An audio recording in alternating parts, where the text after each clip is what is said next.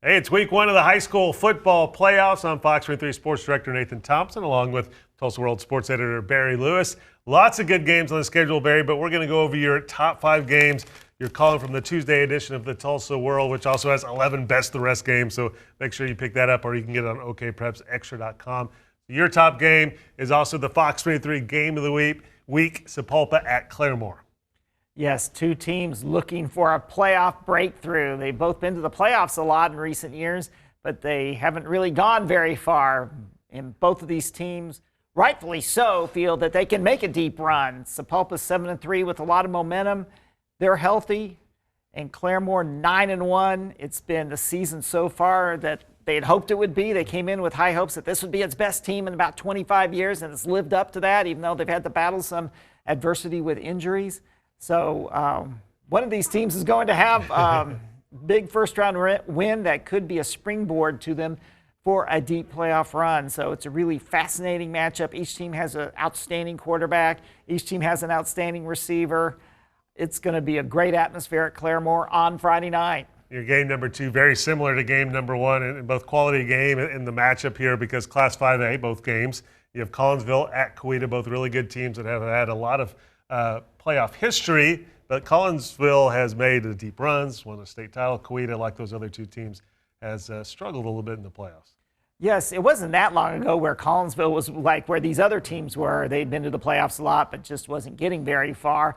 And then they finally were able to get over the hump, get to the championship game in 2015, and then, of course, win the state championship 2 years ago. And so that's where Sapulpa, Claremore, and Coweta, they're trying to make that jump. And this is a situation where you've got Collinsville, which actually has a better record than the team it's playing at, but Coweta 7-3 is really even better than that record indicates. Their 3 losses have all been to undefeated teams. So Coweta has been, I think, has overachieved this year. They lost a lot of great players from last year's team, last year's incredible season they had.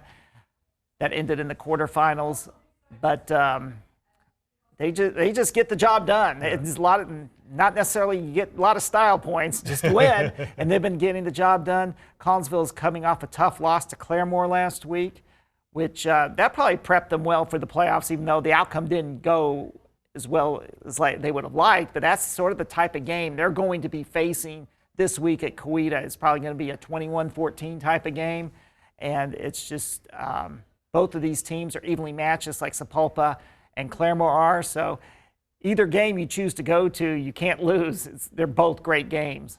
And we'll stay in Class 5A for game number 3, McAllister at Bishop Kelly. The Comets, district champions. McAllister, a little rough for regular season, but the Buffaloes have had a lot of success in the playoffs recently. Yes, last year McAllister came into the first round as an underdog at a 9-1 Collinsville team, and yet McAllister stunned the Cardinals, and that was a springboard to them for reaching the state championship game for a second consecutive year. So that's quite an accomplishment. So they're not your typical unranked team going into the first round playing a district champion, because they have that history of success.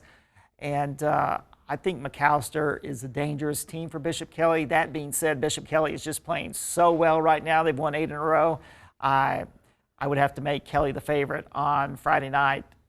Before we get to game number 4, a quick reminder in Class 6A1, 6A2, 6 teams from each district make the playoffs, but the top 2 seeds get a first-round bye. Then they get to host a second-round game. So all 5 Tulsa metro area teams in Class 6A1 are in the playoffs, but only one of them is playing this week, and it's your game number 4, Broken Arrow on the road at Norman, and this is a Thursday night game.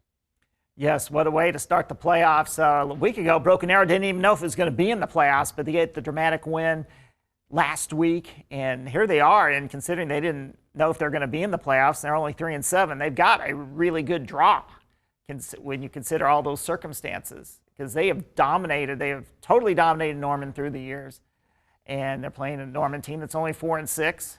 Obviously very beatable. Although, to give Norman credit, they did lead Owasso at halftime last week. That was impressive before Owasso took charge and took command and won easily. So I think if you're Broken Arrow, considering how you've dominated Norman in the past, and Norman's only 4-6, this is about as good as you could expect for this week. Now, next week, not so great, because the winner gets to play at Bixby. So that would be a daunting task, but you want that opportunity. And so I think if Broken Arrow can get the win here, I think that certainly makes this really tough season a lot easier to swallow and gives you momentum going into the offseason if you can do that. Now, from Norman's standpoint, I think Norman looks at this being a 4-6 team as being a pretty good matchup for them. So I think both of these teams view this as a very winnable game. And rounding out the top 5, we go to Class 3A, Burtners at Berryhill. Yes, these teams have quite an interesting series over the past decade. This has become quite a good rivalry, considering that the teams aren't really neighborhood rivals. But they played a lot of interesting games in recent years, and this is a playoff rematch from last year, which Verdigris won.